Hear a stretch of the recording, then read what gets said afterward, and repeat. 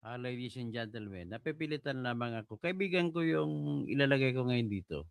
I just want to make to point it out na maling-mali po si Vlogcaster Armandin. Kaibigan ko siya. But then, yung manner ng pag-report niya, nag-assume siya na si Sara Duterte na kadang gumawa. Base lamang sa anunsyo ni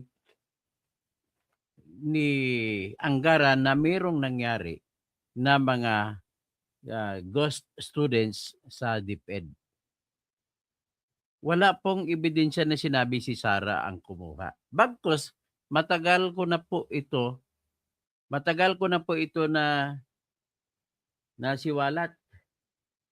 Nung panahon pa nung March 21 ng 2025 ay na-expose ko na po yung nakawan sa DepEd at hindi po si Sara. Sa panahon na yon at saka mali pang isa sa mali na akusasyon ni Bad, please. Kung mag-akusasyon ka ni sa Sara, walang koneksyon. Wala pong sinabi na si Sara ang may gawa niya. Pwede magkataon na siya yung secretary, but it does not necessarily mean na siya may gawa niyan. Use your common sense, Bad. Don't be bad. Halata naman na binibigyan ka ng pera para lang gibain mga Duterte eh. Tapos, i-play ko ang lahat, ang buong vlog mo at makikita dito sa basihan mo, wala kang babasihan. Pero bago ko i-play, ipakita ko muna, i-play ko muna yung nagsiwalat whistleblower na teacher. Kaya tatingnan natin, ang teacher, principal mismo na nasuspindi pa nila.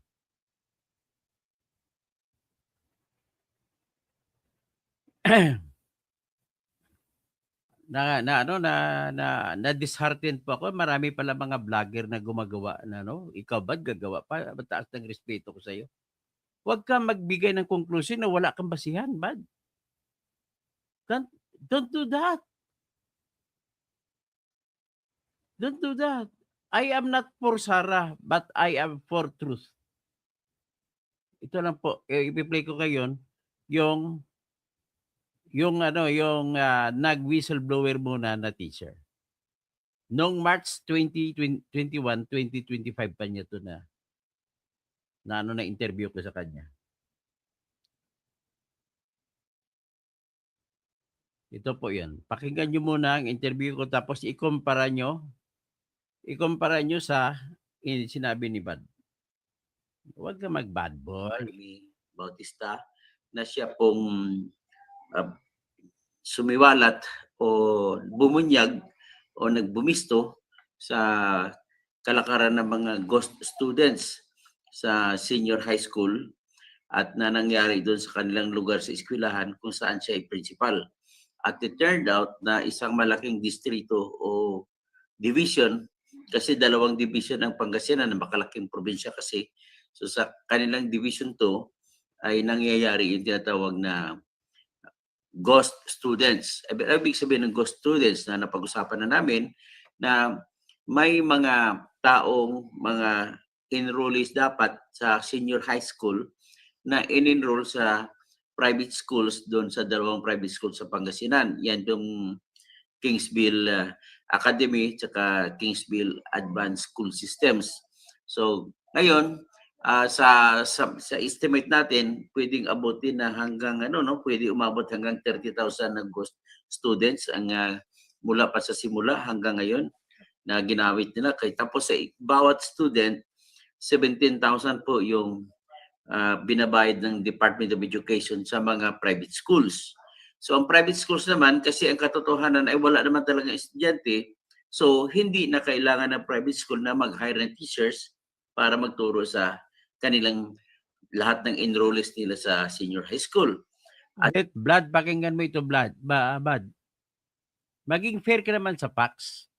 Sa sinight mo na balita, wala pong binanggit na si Sara doon na may pakana.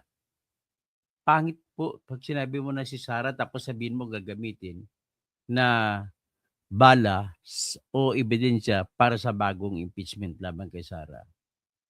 Kung ganon, at dahil hindi naman sila enroll, papel lang sa pangalan, Fair ka naman. magbibigay din sila ng diploma, card, or official transcript of records. So, yan po ang nangyari ngayon doon sa Pangasinan. At siyempre, natunghayan natin sa pambansang lathalain na hindi lang pala sa Pangasinan nangyari. In fact, pinakamalaking mga ghost students ay nandoon sa Bulacan na huling kita ko 5 schools na private schools involved sa Bulacan. Pero dito lang, sa Pangasinan lang, kung 30,000 po kada tag 17,000 ang budget ng Department of Education na binabayad sa mga private schools, ibig sabihin sa sa 17,000 sa kada 10, 170,000 yon. So mag-100, 1.7 million. So kung 100 to 1.7 million, 117 plus 100, 1.7 million. So 1.7 million kung times ang 1,000 is times 1,000 magiging times 10. So magiging 11.7 times 10 ulit sa 10 million as 10,000. So 111 million times 3. So tatakbo po na 330 million ang nawawala na pera ng pamahalaan para lamang sa budget sana ng senior high school students na mga fake students naman. So ngayon, tutukan natin ito. Nag-usap kami kanina, bigyan ko ng introduction na ang sinabi niya sa kanilang school, kaya pala ang school nila kung saan siya principal ay San Fabian 2 Integrated Sped School.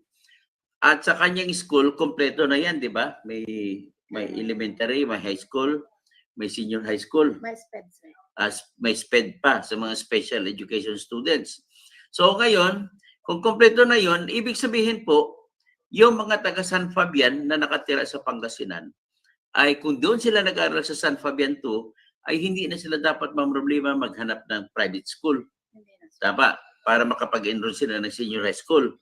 So, bagkos, ang problema, bakit ilang sa tansya mo, gaano karami na estudyante ng San Fabian 2 ang in-enroll? Meron bang in-enroll sa private school na galing sa San Fabian 2 na high school? Marami po. Marami. Gaano karami yung marami na yan? Sa tansya lang. Ballpark figure. Kapag doon sa school ko lang, sir, ang pag-uusapan, aabot po siguro yan ng mga nasa 50,000, 60 sa school ko lang. 60 kada taon? Kada taon. Okay, so ngayon sa tansya mo mula nung nag-umpisa pa ito bago mag-COVID, no? So kung bago mag-COVID, that was 2019, 2020, 2022, 21, 23, 24, 25. So ngayon, ibig sabihin, it straddles how many mga administration ni Duterte, administration ni Bongbong. So, yan po ang nangyayari. So, sino-sino ang nakikita mo na nakikinabang sa kinikita mo lang sa ghost students na nangyayari? Inakusahan mo kasi sila, di ba? O sino-sino inakusahan mo? Nangunguna po dyan ang district supervisor po ng San Fabian District. O sino yun? Si Dr. Delia Patalod. Delia Patalod. Ang kanyang anak na si Wendell Rasi Patalod. Okay. Si Roberlin Castro Nuevo na kasama nila sa loob. Okay. At iba pang mga teachers sa loob ng eskwelahan. Okay. Nandyan na rin po ang mga mobile teachers ng DepEd Pangasinan 2. Okay. At mayroon din pong porsyento na natatanggap ang iba pang division personnel sa loob po ng division po namin. Okay. So sa mataas na opisyal? Sa mataas na opisyal po, sir, kasi hindi ko po alam kung ilan pong magkano po yung napupunta po sa kanila. Kasi pero may kinasuhan ka. Opo, the fact ang regional director ng Ilocos Region na DepEd ay si Tolentino Aquino. Kinasuhan mo rin. Opo. So, pwede mo ba masabi ano ang papel ni Tolentino? Bakit mo siya kinasuhan? Si director po kasi po, sir, ang nagpipirma po ng cheque.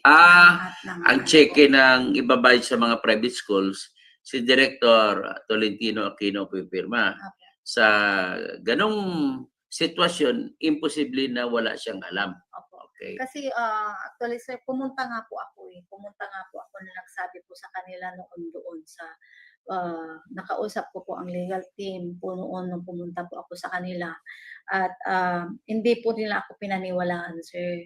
Hindi po sila naniwala sa sinabi ko. So, ibig sabihin, tinolerate lang po nila yung lahat ng mga sinabi ko sa kanila.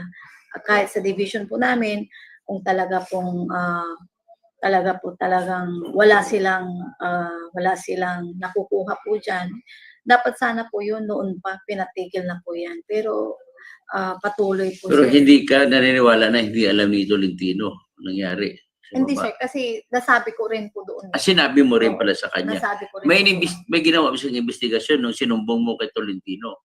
Wala po. So, ibig sabihin, dalawang bagay ang dahilan kung bakit kinasuhan mo si Tolentino Aquino na siyang regional director sa Ilocos Department of Education. Yung sinumbong mo at saka siyang pumipirma ng cheque. Kaya dapat hindi niya pirmahan yun the fact na sinumbong mo na kung talagang hindi siya kasabot. Tama? Okay. Ang kasunod naman na involved na kinasuhan mo ay si Schools Division 2 Superintendent ng Pangasinan na si Vivian Luz Pagatpatan. O ano naman ang papel ni Pagatpatan? Bakit mo siya kinasuhan? Si Dr. Vivian po kasi siya po sir ang aming division superintendent. Sa kanya po lahat napupunta lahat ng mga siya po ang may hawak po sa aming lahat. At nasabi ko rin po sa kanya, ako po mismo ang pumunta. May kasama po isang kasama ko na school head din na pumunta sa kanya. Sinabi po namin sa kanya yun na ganun po ang ginagawa sa school. Anong ginawa niya na sinumbong mo? Ibig sabihin, sinumbong mo? Opo, sinabi po namin yung sitwasyon. Dinetalye mo pa pagsumbong? Opo, dinetalye po namin yung Binanggit mo ba ang pangalan ng taong involved? Opo, binanggit ko po ang taong involved, mga teachers ko na involved. Oo. At hindi po siya gumawa ng paraan kung hindi bagkus ang ginawa po niya ay pinarusahan na po niya ako. Ikaw pa pinusahan na nagsumbong. Ang parusahan na nagsumbong sir. Because of that, yan namuo sa isip mo na kinasuhan mo siya na may alam siya. Okay. So ngayon, maliban dyan, may binanggit ka doon na pangalan si Dr. Jupiter Pitilio. Yes, sir. Pitilla. O ano naman ang papel niya? Si Dr. Pitilla po kasi sir, siya po ang monitoring, siya po ang education program supervisor po namin ng buong division po. So sa kanya din po noon, sinabi ko din po sa kanya na sir, bakit ganito ang ALS natin ngayon? Bakit ganyan ang nangyayari?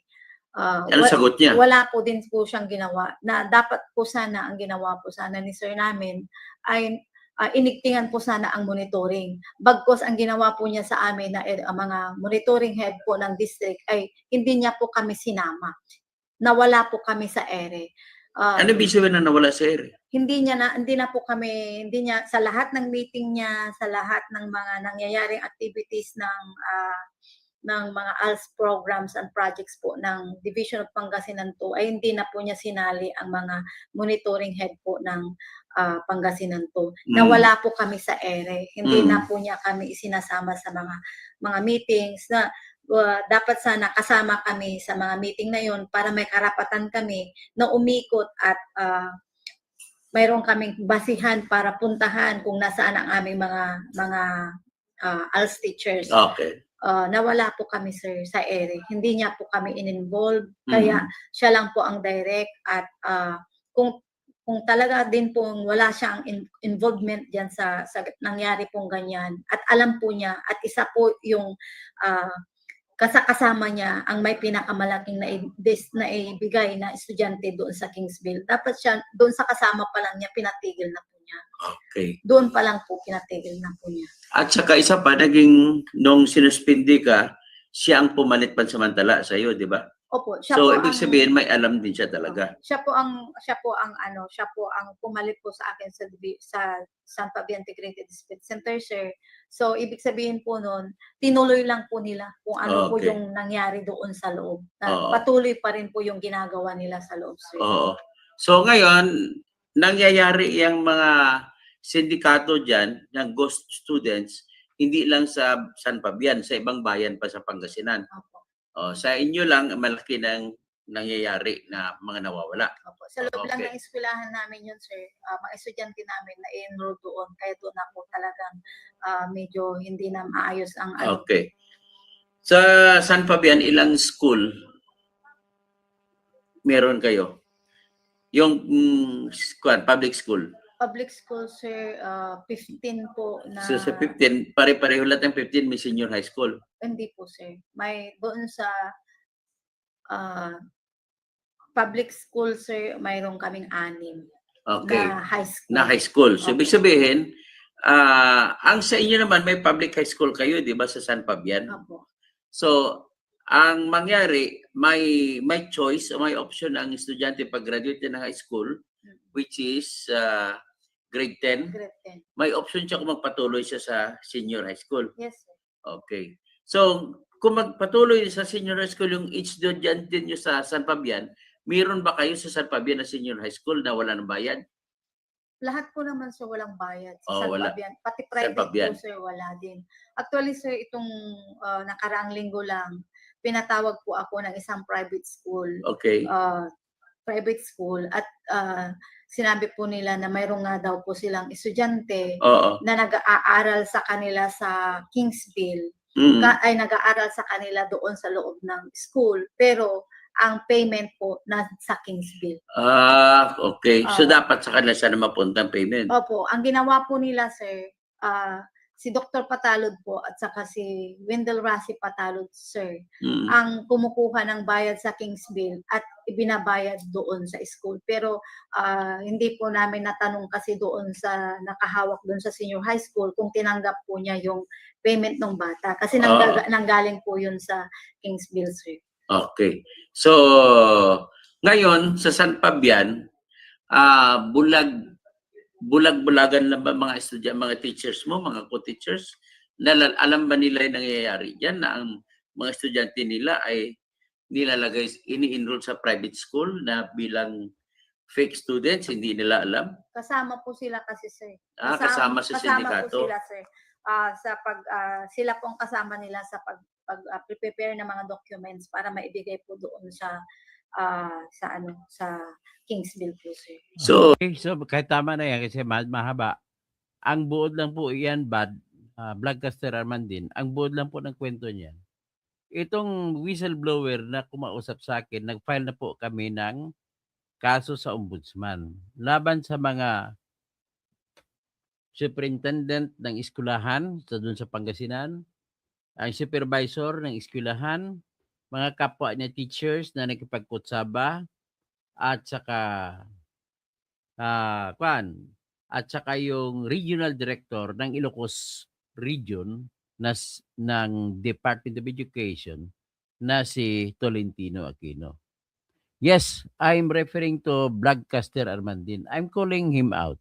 Kasi po unfair po ang kanyang akusasyon na base lamang sa report ni ni Sunny Angara na mayroong mga ghost students sa mga high schools, mga junior at senior high schools, ay wala namang binanggit doon na si Sara ang may kasalanan. Bakit binabanggit niya na si Sara, nilalagay na kayo, si Sara ka na may kasalanan? Pangit yan, Vlogcaster Armandin, o bad. I respect you so much, but don't go to the extent. Kung meron ka mang diskarte dyan, please don't make the obvious. Ano naman, medyo pino naman po ang pagdala. You know what I mean? So, ito po, ang babaeng ito, siya po ay whistleblower. Tinanggal po siya, sinuspende, kinasuhan. Lahat ng imbentong kaso ay ginawa ng DepEd Pangasinan para lamang tanggalin siya sa pwesto. Principal siya sa San Fabian 2 SPED School diyan sa Pangasinan. Nasuspende siya ng 3 buwan. Alam mo anong kinaso? Inimbentuhan siya ng kaso. Ang isa sa mga teachers na kakutsaba ng mga ghost students ay gumawa ng kwento na si Mrs. Marmy Bautista o Miss Marmy Bautista na principal ay nagbigay raw sa kanya, ibinigay doon ni Marmy Bautista ang kanyang titulo sa kanyang lupa sa Baguio City at ibinigay niya doon kay yung babae na teacher din. Actually, ang babae na yon ay isa sa kanyang mga subordinates. Ang kwento ng babae na subordinate na teacher din ay binigay doon ni Principal Marmy Bautista ang kanyang titulo sa lupa sa Baguio City para mangutang. Tapos, ang kwento niya sa akusasyon niya sa civil service doon sa region ng Ilocos Region ay nakautang daw sila at hindi naman niya binabayaran daw. So ngayon, sinuspindi siya dahil sa umutang daw at hindi nagbabayad. Yan ang kwento. Pero ang katotohanan ng buhay, hawak ni Marmy Bautista ang kanyang titulo. Ang totoong kwento ng buhay, nag-imbento lang yung babaeng yun na kasama nila. Kasi ang ginawa po nila na sindikato sa mga ghost students, ganito po yun. Bago ko, kailangan malaman ninyo, sa ngayon po, dahil nag-K-12 tayo, nung wala pang K-12, ay hanggang grade 10 lang, yun yung fourth year high school, kung equivalent high school nung araw. Dahil ginawa na K-12, ang grade 11 ay magiging junior high school. At saka yung grade 12, yan ang senior high school. Na dadaanan mo yan bago ka pumasok sa college. So ngayon, dahil po dagdag pahirap sa mga magulang yan, ang ginawa po ng bayan natin ay nilibre ang junior high school at senior high school. At sapagkat kulang ang eskwelahan natin, ang ginawa ng Department of Education mula pa sa panahon ni Noynoy hanggang ngayon ay nagbigay ng voucher sa bawat private school na tatanggap ng mga grade 11 at saka grade 12 na estudyante. Yan ang naging proseso para makatapos ang lahat ng estudyante. Pero ang ginawa po sa Pangasinan, may isang eskwelahan dyan na private school, ang pangalan po ay Kings. Parang Kings, Kings parang Kings College. At doon nila, kunwari in-enroll nila. Pero ang katotohanan ay hindi enrolled. At marami pa silang pangalan na nilagay na kunwari estudyante pero hindi totoong estudyante. 2 school yan na King School yan. 2 yan sa Pangasinan. At kumita sila ng minimum of 200 million kada taon. Kasi maraming estudyante.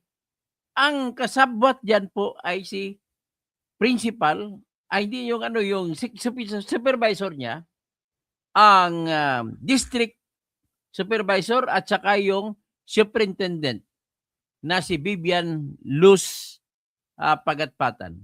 At saka yung principal ay yung supervisor ay si Mrs. Patalud. Yan po, mga kinasuhan niya na po sa ombudsman.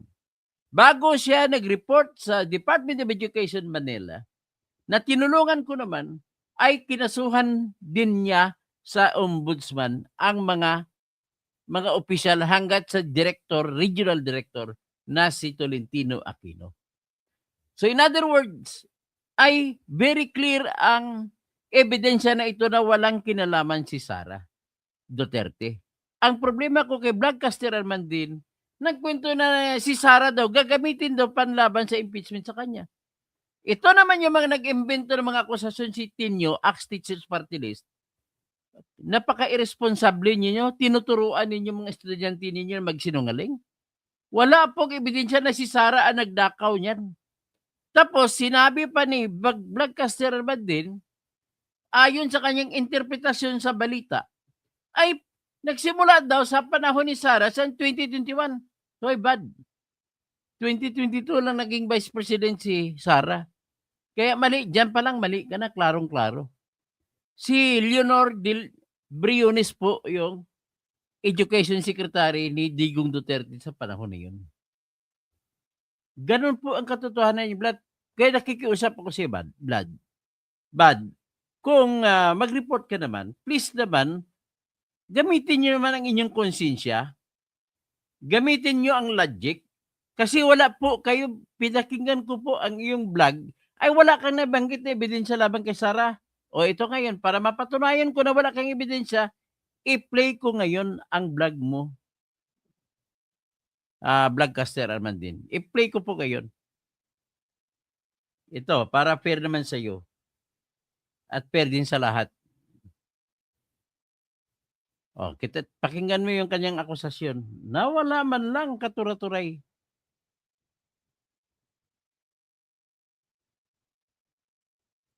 Na nanlulumo ako dito, bad.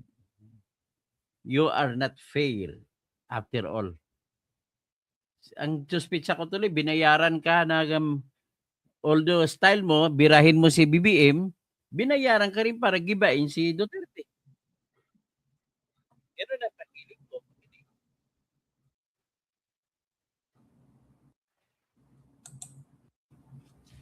Na ulit filean ng panibagong impeachment complaint laban kay Vice President Sara Duterte. Kaya very timing itong finding ng Commission on Audit kung saan Klaro findings ng Commission on Audit ay binabanggit ni Vlogcaster naman din. nakakita na sila ng basehan or in short, kinumpirma nila yung initial report ni bagong DepEd Secretary Sonny Angara na talagang may katiwalian. May katiwalaan nangyari. Ni-report niya rin ng principal, Bad. Yung principal na whistleblower na hawak ko na tinutulungan ko, siya mismo nag-report na may katiwalian talaga na nag-imbento ng estudyante ng junior high school at saka senior high school. May katiwalian sa ghost student anomaly. Ghost students anomaly. Ay, may katiwalaan. Ano naman na mahiya ka naman? Bakit mo isasabihin si Sara may kagawa nun?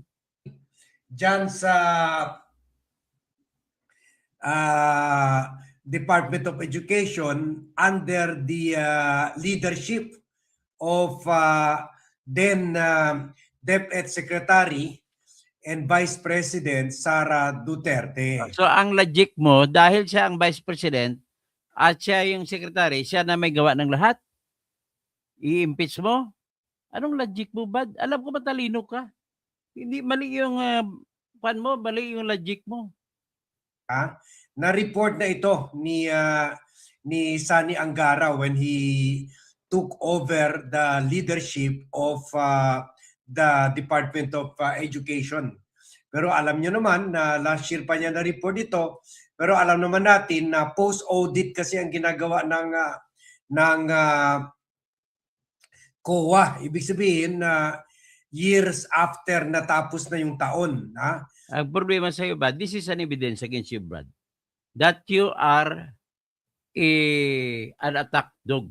You are becoming now showing yourself as an attack dog using falsities as your weapon.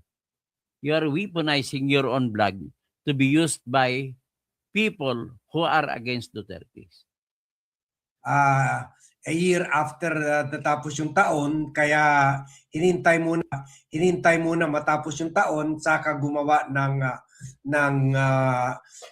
COA report. At dito nga yun, kumpirmado. Tingnan mo na, ulitin ko nga. Inintay mo na matapos ang taon saka gumawa ng COA report. But don't you know the procedure? You are talking without verifying your facts.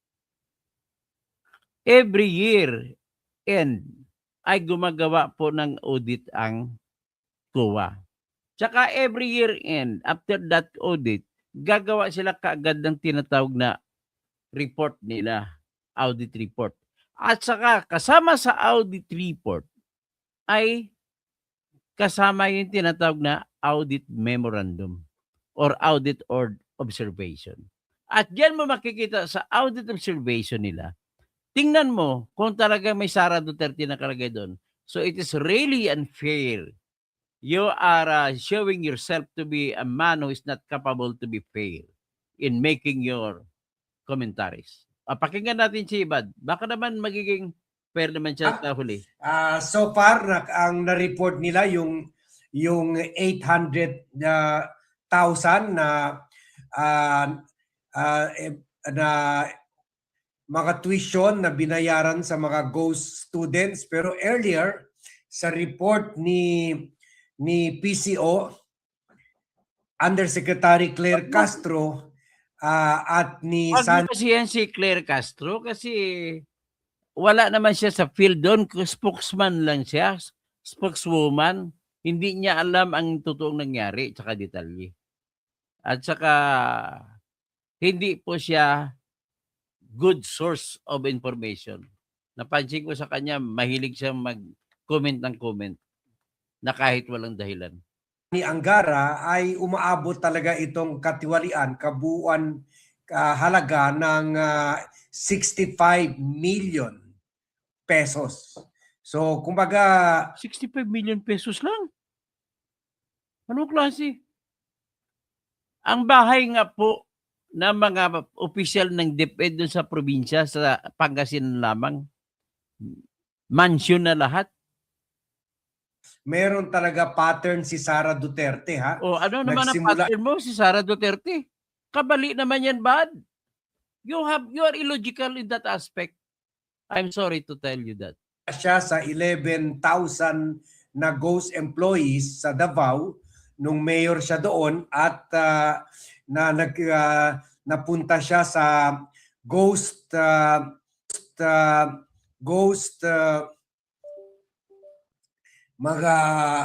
mga spies daw or ghost live. Alam mo ba, to tell you honestly, ang observation ng mga subscribers ko, bayad ka na.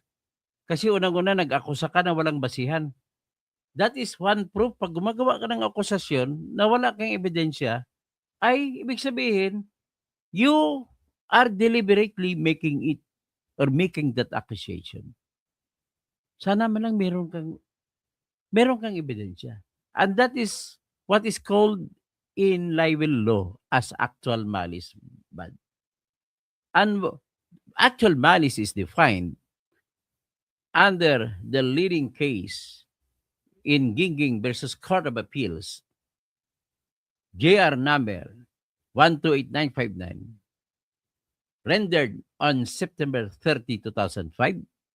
It says that if the complainant in libel is a public figure or a public officer, that complainant must submit first evidence that the utterances made by the person against whom the complainant is complaining against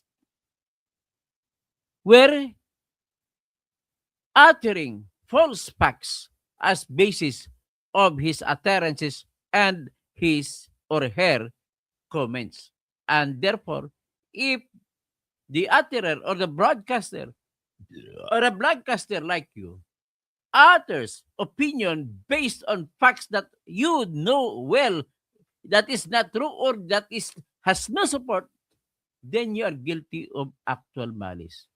I'm telling you that. Lihot na mga communities sa Davao City kahit wala nang problema ng insurgency dyan, according sa tatay pa niya na wala nang insurgency problem sa Davao pero nakakuha pa siya ng bilyon-bilyon na pondo sa NTF, LTF, LCAC. Asan ang ebidensya mo na kumuha siya ng pondo? Alam mo naman ang budgeting process. Pag pondo ang pinag-usapan bad, magsimula yan sa sinasubmit ng Department of Budget and Management na proposal. Ang proposal na gagawin ng Department of Budget and Management ay aprobahan muna ng Office of the President. Aprobahan ni Bongbong bago ipasa sa House of Representatives, being the first in the layer of Congress to scrutinize the budget being proposed. And after scrutinizing it, then the members of the House of Representatives will exercise now their freedom and power to insert their own projects. And thereafter, after they approve the version of the budget in their level, then the House of Representatives will submit the House version of the budget to the Senate of the Philippines. And the senators will now meet among themselves and discuss the budget, and they will now also exercise their own power to scrutinize if the budget is good or bad, or must be added into, or must be deducted, or must be removed, or to be inserted into by other proposals or proposed budget. After that, it will go to, you will expect that the version as the product of the senators would be different, far different from the versions made by the House of Representatives. And if you will combine these two versions, you can never see any complete consistency, but differences. And to resolve the differences, they have to reconcile it. That's why, although it is not written in the Constitution, the committee called as Bicameral Conference Committee, composed of representatives from the House of Representatives and equal number of representatives from the Senate, and they will now discuss. They will now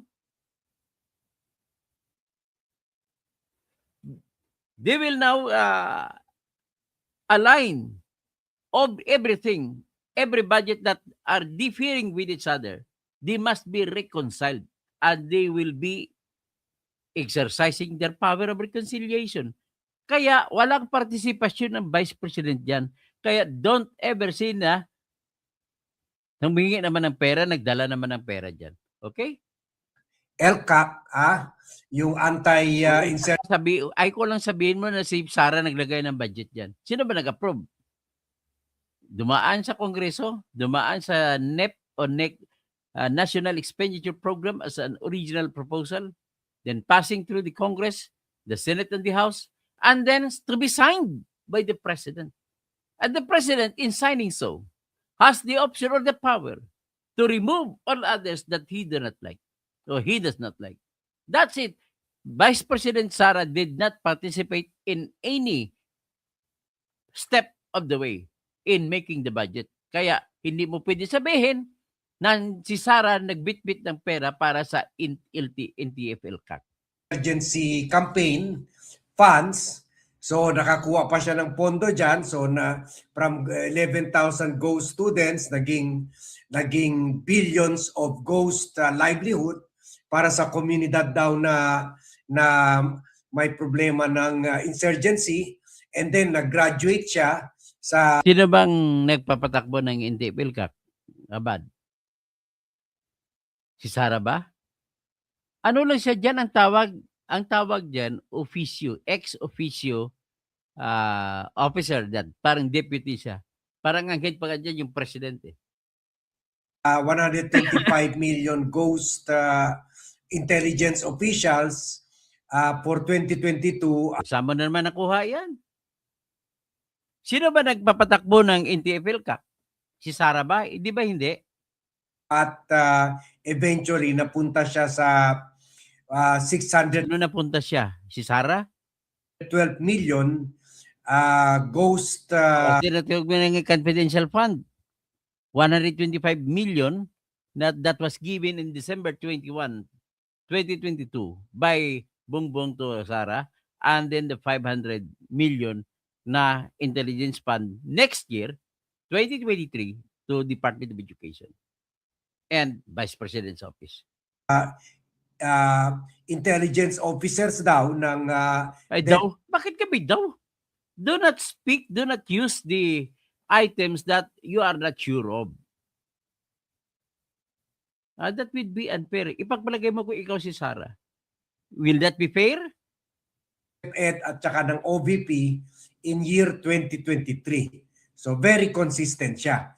At siguro marahil timing na swak itong finding ng COA kasi pwede Ano bang ito finding ng gawin COA? dagdag basehan. Oh, ano bang finding ng COA, Bad? Para masabi mo ba siyan na-impeach si Sara? Sige nga, ano ba yon? Si Sara ba? May findings ba na si Sara gumawa kung nagnakaw nun? May biro na ako pinakita dito na whistleblower na principal ng school sa Pangasinan. Alam niya kung sinong kumikita. Yung mga official ng DepEd. Dagdag basehan Sa sa gusto mo mangyari, magaling magnakaw, nagnanakaw na si BP Sara sa confidential fund, nagnanakaw pa siya sa mga pundo sa mga probinsya para sa high school na junior tsaka senior. What a responsible statement that you have. pag-file ng impeachment complaint. Hindi pa ito naisama kasi wala pa namang COA report. Meron lang anunsyo from Secretary Sani DepEd Secretary Sani Angara. Pero ngayon may COA finding na, so pwede na to isama Oh, sa anong impeach list O of ano meron sa COA finding? Hindi mo nga mabanggit kung ano meron doon, detalye. And then you are now concluding that it could now be used, it can now be used as one of the basis in filing an impeachment complaint against Sara Duterte. What an irresponsible statement that you have just stated. impeachable offenses to be filed against Sara Duterte sa Kindly repeat it. Did I hear it right when you said impeachable offenses? Why? Are you impeaching the person or are you impeaching the offenses? Maybe I could just forgive it. It's just a slip of the tongue. A mistake. February 6.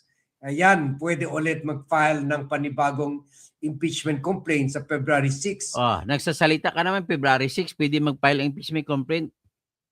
Are you not logical? But you know it na ang pag-file ng complaint sa impeachment ay 1 year. In 1 year, isang beses lang. Didn't you know na mayroong mga naka-apila, nag-file ng motion for reconsideration sa Supreme Court, nang binasuran Supreme Court ang impeachment? At kung nag-apila pa sa pamamagitan ng motion for reconsideration, ay hindi papatay ang impeachment complaint laban kay Sara. Nang ibig sabihin, buhay pa. At kung buhay pa, pag dumating ng February 6, hindi ka pa pwede magsampa ng kaso na may nabubuhay pa na isang impeachment. Understood? Ang problema kasi hindi kayo nagkonsulta man lang sa mga abogado, hindi kayo nag-research ka sa AI para malaman mo. There is such a thing as a pending case. Kung pending case yan, at tapos kayo pa nagmamayabang, na ang gagamitin yung akusasyon ay pareho din at idadagdag mo na lang yung ghost students, dapat nagtanong ka sa kung sino mga law students. Sa mga bagong graduate na nakapasa, sa bagong nagbar, magtanong ka ron. At tuturuan ka nila may tinatawag na litis pendentia. If one case is still pending in court, you cannot file the same case in even another court or in the same court. Impeachment na pinag-usapan natin. Nandyan ngayon sa, nakabinbin pa sa Senate of the Philippines as an impeachment court. Bakit nakabinbin? Nakabitin. Kasi, binasura ng Supreme Court. Sapat, sarado na. Kaya lang, nag-file kayo ng motion for reconsideration, kaya hindi pa siya na-dismiss sa Senate of the Philippines. Nakabinbin pa rin. At sa Supreme Court, nakabinbin lalo. So kung kailan ma-dismiss ng Supreme Court ang kasong impeachment, saka ka palang magbilang ng 1 year, hindi February 6. Ay, yan ang problema sa mga kwan eh. Nagsasalita kayo, patatapusin na lang natin si Vlogcaster, pakinggan natin. So swak na swak ito. Kaya panoorin natin itong TV5, Panoorin natin ang basihan niya kung tama, kung totoo ba sinasabi niya, kung tama ba siya. video ukol dito sa finding ng COA na confirming na tama yun. Sinabi ni Sani Angara at ni Claire Castro. Voucher program. May mga benepisaryo daw na sinita ng Commission on Audit ang DepEd dahil sa umano'y ghost students sa ilalim ng Senior High School Voucher Program. O, sino sinita? Di ba DepEd, hindi si Sara? O, sige, patuloy. May mga benepisaryo daw na naka-enroll pero hindi pumapasok at meron ding doble ang binabayaran para sa iisang estudyante. O, sinabi ba dyan, Vlad, kung sino? Kung si Sara? Pag ganun-ganun ka pa, ho? Oh. Frontline ng balitang yan si Mobile Journal Ganun-ganun ka pa. Julie Baisa. Sa audit report ng Commission on Audit sa DepEd, na-discover nilang may ghost student sa Senior High School Voucher Program mula O, sa saan dyan ang pinagkita si Sara may gawa niyan? Sige nga. year 2022 hanggang 2023 at 2023 hanggang 2024. Sinita ng COA ang double billing o multiple entries para sa isang estudyante na Sino ba sinita ng kuwa? Si Sara ba? benepisyaryo ng voucher program. Ibig sabihin yan, 2 beses o higit pang binayaran ng DepEd ang isang eskwelahan para sa iisang estudyante lang. Meron pa raw So nakikita nyo, pareho yung pattern. Pattern. Ano pattern sinasabi mo? Illogical ka talaga, bad. You're a bad boy. What a bad boy. Bad guy. Na nakita nila Congressman Tino sa mga project Naniniwala ka bakit ninyo na kasinungalingan ng mga sinasabi? Nagbabanggit na kay Pulong na hindi doon na may 51 billion. Inamin naman ni Pulong na may 51 billion sa na-budget. Pero nagawa. Hindi gaya mo na kwento lang kayo ng kwento na hindi nagawa. Kasi ang problema sa iyo na guyo ka na ni Trillanes eh. Tsaka ni Tinyo eh. ni Pulong Duterte, part of the 51 billion na funds, flood control funds ni Pulong Duterte, kung saan isang project na natapos na, for example, project sa 2020, Asan ang ebidensya mo ba? 2020, Asan ang ebidensya mo sa pagsabi niyan na doble? Ha? natapos na, gawa na yung project, 2021, humingi ulit ng Oh, asan ang pruweba mo? Naniniwala ka sa kwento-kwento? Bastos. pondo. Doble ang pagpupondo sa iisang project. Asan nga ang pruweba mo? Siguro, yung report ng huli, may pagkakataon na may proyekto ka. Kasi ang ilog, dalawa ang pangpang, magkabilaan. Baka nagdoble kasi sa kabilang pangpang ang isa, sa kabilang pangpang ang isa. Paano magdoble? Baka yung unang proyekto mo, Brad, pwede mangyari na kulang at dinagdagan, dinugtong ulit. You must be fair in making your comments. Kasi maraming nakatingin sa'yo, mga followers mo. Do not mislead them. Do not cheat them. Tell them the truth. Magiging totoo tayo sa pag-imbestiga. Hindi na kwento ng kwento lang. Just because dahalata ka na, by bias ka against sa Duterte. Eh, di ba? Ganon rin kay Sara Duterte. Kasi kaibigan mo si Dalipi, na congressman ninyo sa Zamboanga, ay malamang baka nagpa-PR kay si Dalipi sa iyo. Si Dalipi ay kontra sa mga Duterte kasi kakampi siya ni Romualdez. Isang estudyante, 2 beses pinupunduhan. O, asan yan? Kahit na totoo man yan, asan ang katibayan mo si Sara nagpapondo niyan? Di ba kinuwento ko na sa iyo kanina na tanging president at saka congressman at mga senador lamang may pakialam sa budget? So, sounds familiar? Ha? Kwan ba? Parang baka kapatid ito o pinsan ito ni Mary Grace Piatos. O, yan. Alam mo bang ibig sabihin ng Mary Grace Pinsan ito Piatos? ni Alam mo bang ibig sabihin ng Mary Grace Piatos? I want to lecture you on this. Blood, Alam mo yun na mga confidential fund mo ang nililiquidate mo. Paano mo iliquidate ang confidential fund na ang hawak na mga trabaho niyan ay affecting national interest? Kukuha ka ng informante para ituro kung sino mga rebelde na nagre-recruit sa mga high school students.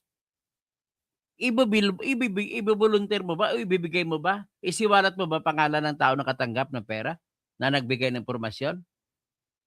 Maybe you do not know. You must watch the documentation of the CIA entitled 0.30 na kung saan binayaran ng CIA na 2 babaeng CIA ng isang Ferrari ang isang informante na nagbigay ng telephone number papunta doon kay Bin Laden.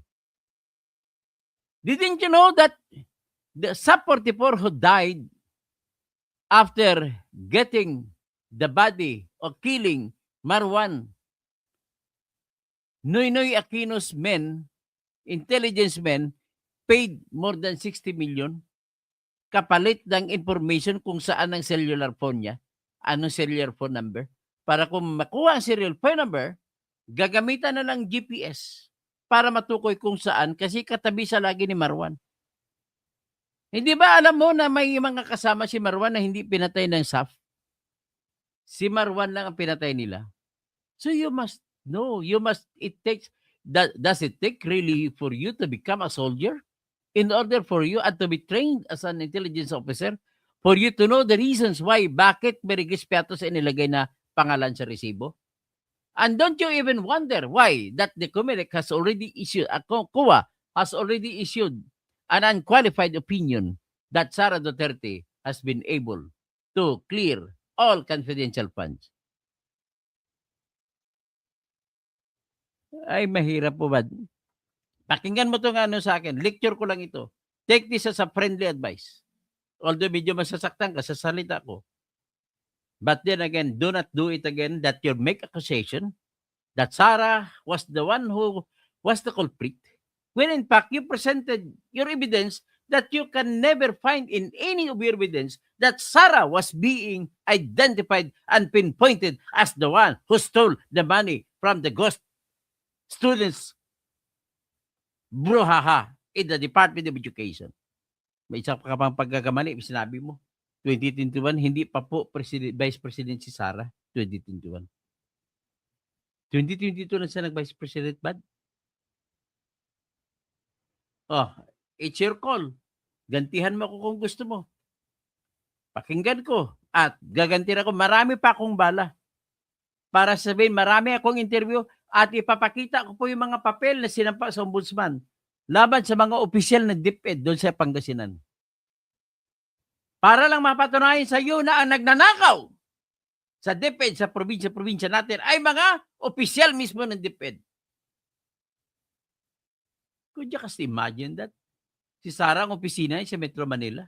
Tatakbo siya sa Pangasinan para magnakaw. Okay, hanggang dito na lang. At least magmuni-muni ka rin. Wala naman akong problema kung may ebidensya ka. Na ipakita mong ebidensya na bakit na si Sara nga talaga. Kaya kung may ebidensya ka, palakpakan pa kita. Ganun lang ho, kasimple yan. Okay, tama po yan. Maraming salamat, magandang umaga po sa lahat. Sa akin lang dito, I'm defending the truth. The truth is, walang si Sara kaya kinalaman dyan. O walang ebidensya. Sabihin natin may kinalaman siya, pero wala tayong ebidensya na may kinalaman siya. Pastor Rodi Rabi, God bless and good morning. Jupa Agasol, salute Doktor. Salamat po. Julan's World, Bad? Yes, bad. Kadama sa Jordan. Sir Toto, ano po ba pala update sa kaso ng principal? Ay si Principal Marmy Bautista po ay sinuspindi na tapos suspendin siya ulit sa rason na kasi nung nag-report siya noong December 24, 2025, dapat mag-umpisa na sa trabaho pinasahan na naman siya ng reassignment. Inassign na naman sa ibang lugar, malapit sa Dagupan. Malayo yun sa bahay niya. Anong ibig sabihin? Bakit niya na-assign? Kasi yun pa rin, nag-expose pa rin siya ng mga ghost students. So ngayon, hindi niya tatanggapin ang reassignment. So kinasuhan na naman siya ng insubordination na hindi pagsunod sa utos na ililipat siya. Pero bago makapagkaso ang Department of Education officials laban sa kanya sa sala na hindi susunod or insubordination, ay nakapagsampa na rin siya ng kaso sa ombudsman ulit. Ang sinampaan niya ng kaso ay si Superintendent Vivian Luz Pagatpatan ng Division 2 ng Pangasinan. Nakarating sa ombudsman ng kaso, nauna pa siya nakapagsampa ng kaso. Yung ombudsman naman ay itinulak sa Civil Service Commission. At ang issue ay, pwede bang tanggihan ko yung utos na i-assign ako sa ibang lugar bilang principal? Ayun, nagdesisyon ang Civil Service na hindi niya pwede tanggihan. At the same time, wala siyang kamalay-malay na kinasuhan din pala siya ni Vivian Luz Pagatpatan sa Department of Education Regional Office. At dahil doon, napalabasan naman siya ng preventive suspension order habang nililitis ang kaso. Di kinontra namin. Nung natanggap niya, ako pa nga gumawa, sabihin ko na siya, ako pa na gumawa ng kanyang motion for reconsideration. At motion for reconsideration laban sa preventive suspension. Ang rason ko, bakit kayo mag-preventive suspension kay Miss Marmy Cabuñas Bautista na nakapag-file naman siya na parehong pangyayari na isampa na sa ombudsman. Nauna pang ombudsman, wala na kayong jurisdiction. Hindi na kayo, Department of Education, pwede makialam sa kaso na kinanggap na ng ombudsman. So, nangyari, noong nakaraan bago mag-December, bago mag-Pasko, pumunta ay yung abogado ng Department of Education Manila doon sa bahay ni Marmy Bautista sa Pangasinan.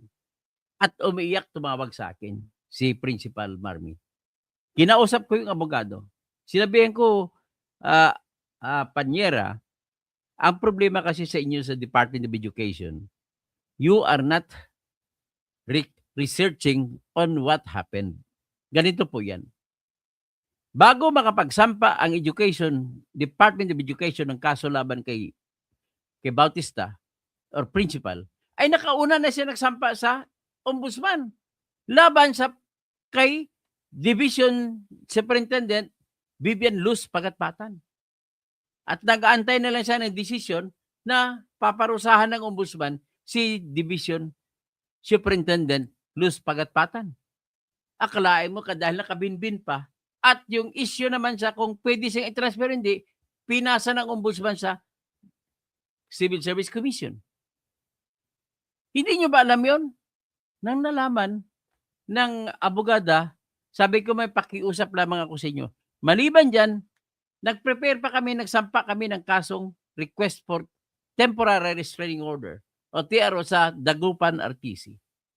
Kasi wala kayong karapatan na magpalabas ng preventive suspension kasi ang kapangyarihan sa pag-asikaso sa kaso ay nasa ombudsman na. Hindi na kayo pwede makialam. Yan ang katwiran. So, pasalamat naman at nakinig naman ang abogado na taga Central Office ng Department of Education. Kaya bumalik siya, sabi niya, sige, ganito na lang matulong ko. Total, Christmas ngayon. I-submit ko itong report sa National Office na ito pala may komplikasyon. Bahala ng National Office mag-decision.